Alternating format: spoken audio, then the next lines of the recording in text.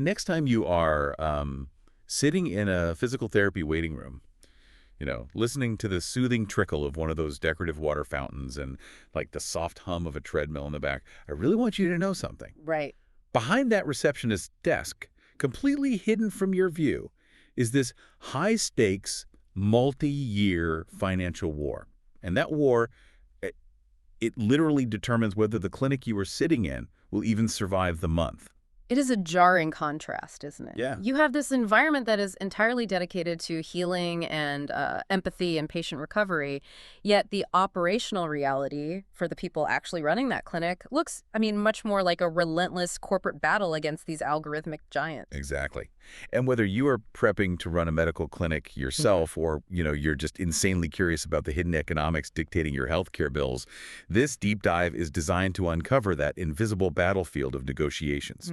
Today, we are pulling from a highly detailed March 2026 guide published by Prime Credential, and our mission is to decode what they call the payer contracting cycle for allied therapy practices. Right, and we're talking specifically about speech-language pathology, occupational therapy, and physical therapy here. Right. Okay, let's unpack this, because the first major revelation in this source material is that getting paid by an insurance company isn't some passive, automatic process.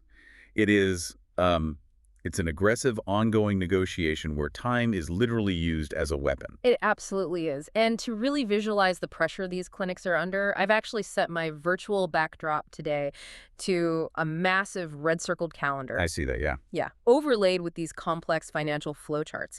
Because in the world of allied therapy, before a clinic owner can even think about asking an insurance company the payer, as they're called for a rate increase, they are fighting against a relentlessly ticking clock. So the whole negotiation hinges on strict expiration deadlines. Exactly, the entire thing. So let's establish the rules of engagement here. Yeah. According to the Prime Credential Guide, these contracts between a therapy clinic and an insurance payer, they don't just, politely roll over or let you renegotiate whenever. No, not at all. They typically last anywhere from 1 to 3 years, and the payers mandate this massive window of notice, usually like 60 to 120 days before the contract expires, if the clinic wants to change any of the terms. Yep. But why do insurance companies demand a third of a year just to hear a proposal? Well, because insurance companies are, by design, these massive, slow-moving bureaucracies. They need that 120-day runway to, process data, run their internal algorithms, and evaluate the network impact. Yeah. But from the clinic's perspective, this rigid window creates an intense vulnerability.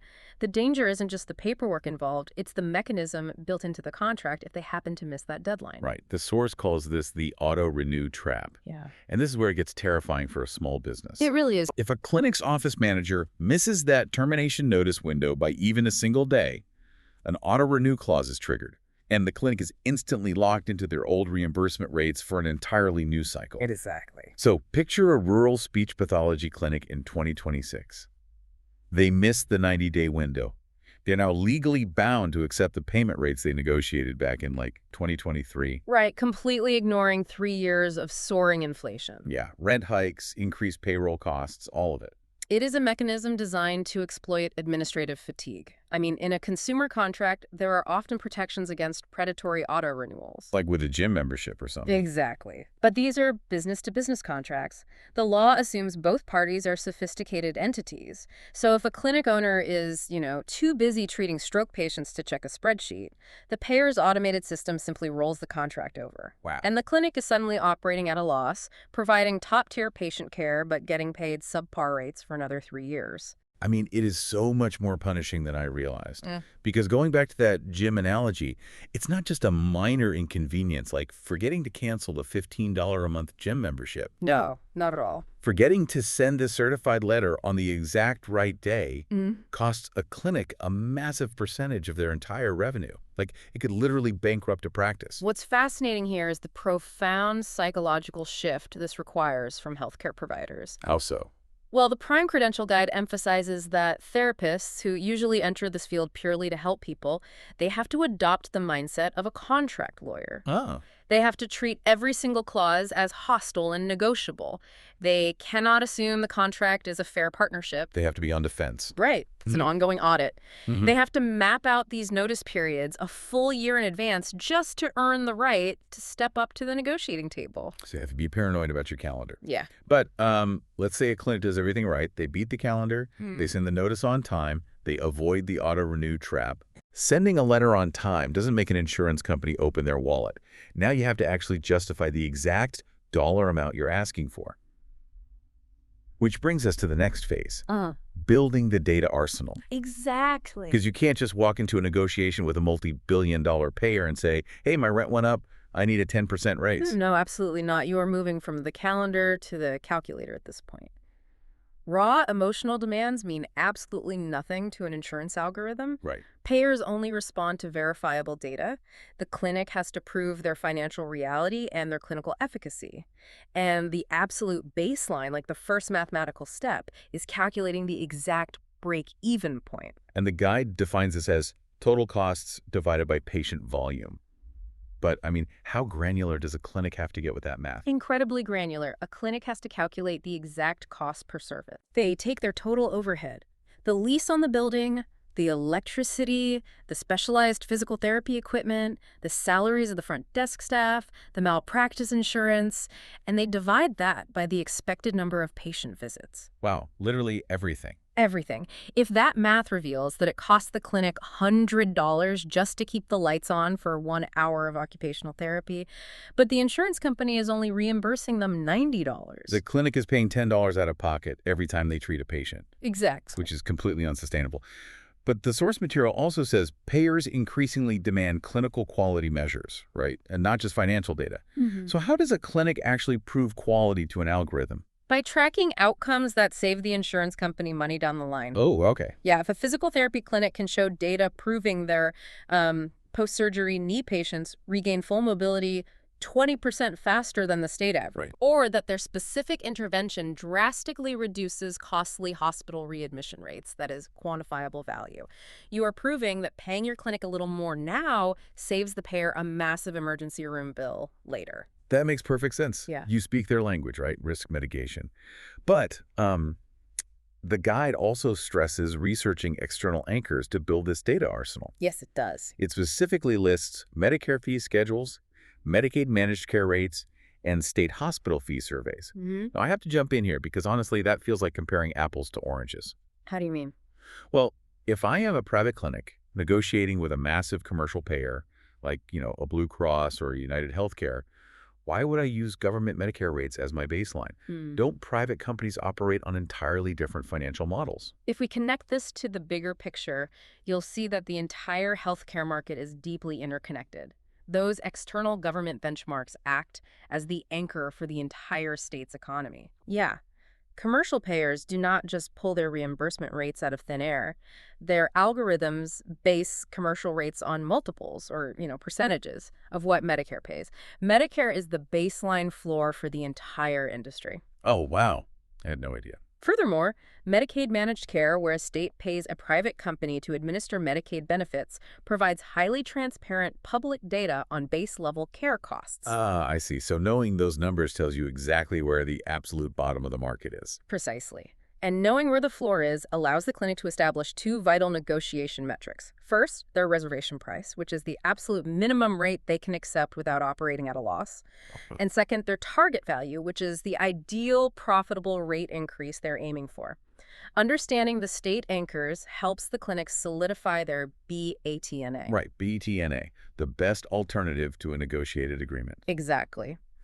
Let's look at a real-world scenario. If a commercial payer's algorithm spits out a lowball offer of $85 a session, but the clinic knows their break-even point is $95, Right. and they know the state Medicare rate is $100, well, the clinic knows their BATNA is to simply walk away from that commercial contract entirely and fill those appointment slots with Medicare patients instead. Makes total sense. Having that data ensures the clinic doesn't get intimidated into signing a contract that will slowly bankrupt them. So having the math gives you the courage to walk away. But here is the challenge, right? Having a spreadsheet full of numbers and knowing your BATNA is great. But raw numbers alone rarely force a payer to change their mind. True. The insurance company has their own data, and their algorithms are specifically designed to auto-deny rate increases just to keep corporate costs down. So how does a small clinic actually counter a billion-dollar algorithm? Well, by packaging that data into a strategic narrative, Okay. the clinic has to transition from just analyzing their numbers to actively deploying them in the negotiation room. The Prime Credential Guide recommends starting with a strategic SWOT analysis. Strengths, weaknesses, opportunities, and threats. Exactly. They use that to fiercely differentiate the clinic from the thousands of other providers in the payer's network. And the key word there is differentiate, Yeah. because the algorithm just sees you as a generic expense node, right? Right. You have to prove why your specific node is indispensable. For example, do you offer highly specialized pediatric therapy? Or do you offer home health visits for bedridden patients? Or, most importantly, are you the sole provider in a specific geographic area? Oh, that's huge. Yes. This taps into a concept called network adequacy. By law, insurance companies are required to provide their members with adequate access to necessary medical care within a certain mileage radius. Oh, wow. So if an insurance company has members in a rural county, they legally have to have a certain number of therapists available to treat them. Exactly. If you are the only clinic in a 50-mile radius offering speech-language pathology, your leverage is immense. Right, because they need you. You aren't just politely asking for a rate bump. You are strategically reminding the payer that if you walk away, their entire network might fall out of compliance with state regulations. You transition from being a financial expense to being a compliance solution. You solve a massive legal headache for them. Yep. And the guide also highlights another fascinating piece of leverage, which is the multidisciplinary mix, meaning a clinic that offers speech, occupational, and physical therapy all under one roof. Yes. But why does that matter so much to a payer? Like, if I'm an insurance company, why do I care if a clinic just offers physical therapy or if they offer all three? Because of administrative bloat. Mhm. Managing contracts, processing claims, auditing providers, it is incredibly expensive for an insurance company. Okay, sorry. If they have to contract with 3 separate clinics to get their members PT, OT, and SLP services, that is 3 times the administrative burden. Oh, I see. If they can contract with your one single comprehensive clinic, it is highly efficient. It is a one-stop shop. That structural efficiency gives the multidisciplinary clinic incredible power over a competitor who only offers one service. Wow, this entire process feels exactly like a high-stakes legal defense. It really does. You don't just walk into a courtroom and declare your client innocent. You bring in targeted utilization reports to show exactly how often patients use your services. You bring in clinical outcome data. Exactly. You bring in stakeholder testimonies from your finance team and your lead therapist, and you bind all of this together into a unified professional package to prove undeniable value. And just like a seasoned legal team, the guide notes that clinics have to prioritize their battles. A clinic cannot afford to fight every single insurance company simultaneously. Right, they don't have the time or resources. No, they have to look at their data arsenal and target the contract strategically. Usually they go after the payer that represents the largest local member volume in their clinic. Because that's where they make the most impact. Exactly, or they target the payer that currently pays the absolute lowest rates. They set tangible goals like a hard 10% bump, or they negotiate acceptable compromises. It's like what? Like maybe accepting a smaller 5% increase, but demanding a multi-year guarantee so they don't have to fight this exhausting war again next year. Here's where it gets really interesting, though. When you synthesize all of this, the clinical outcomes, the network adequacy, the multidisciplinary efficiency, you are essentially using human narrative to short-circuit a math equation. Yes. The payer's algorithm is programmed to only see cost increase equals deny.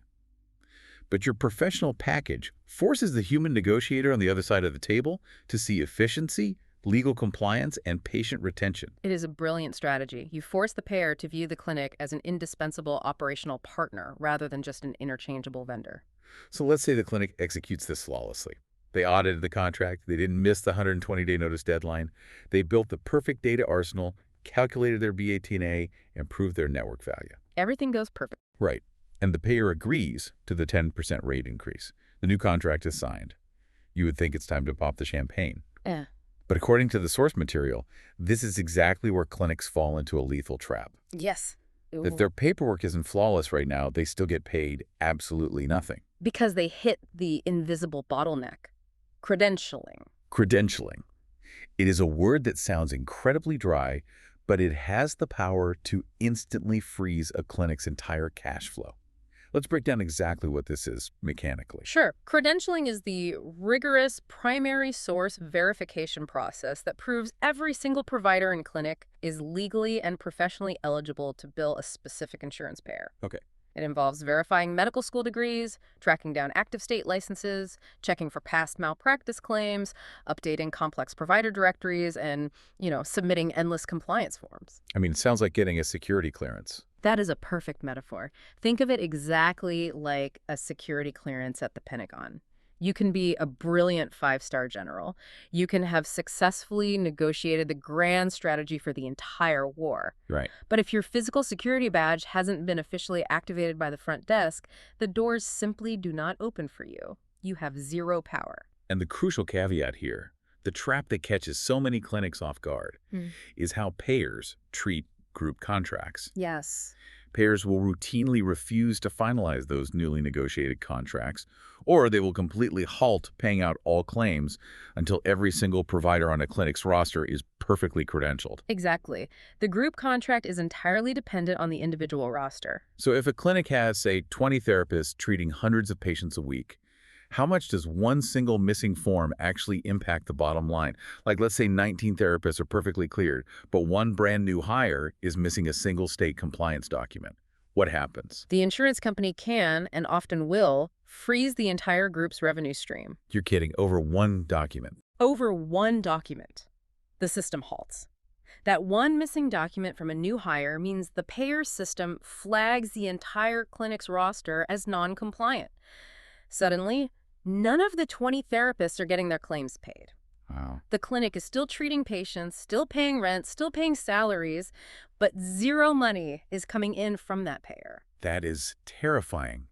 The entire business can be brought to its knees over a misplaced PDF. Which is precisely why specialized consultants and experts like Prime Credential, who published this guide, exist.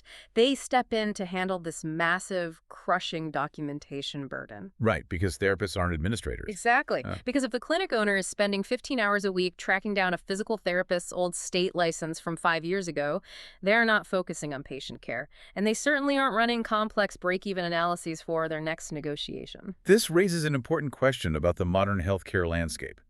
There's a profound, almost tragic tension here between strategic business growth and operational bottlenecks. The clinic owner can be a genius negotiator. They can master their SWOT analysis and leverage their network adequacy perfectly. But if their credentialing process is disorganized, all of that leverage evaporates. Yep. The insurance company holds all the cards again because they simply refuse to turn the tap on. And the payers know this. It is an open secret in the industry that payers will sometimes use credentialing delays as a secondary defense mechanism. Oh, really? Yeah. If they just lost a negotiation and had to grant a clinic a 10% rate increase, a slow, bureaucratic credentialing process effectively delays the date they actually have to start paying out those higher rates. That is wild. That is why the source emphasizes that credentialing and contracting cannot be treated as separate departments. They are intrinsically linked. You must ensure your provider roster is flawlessly credentialed before you ever sit down at the bargaining table. So what does this all mean for you, the listener?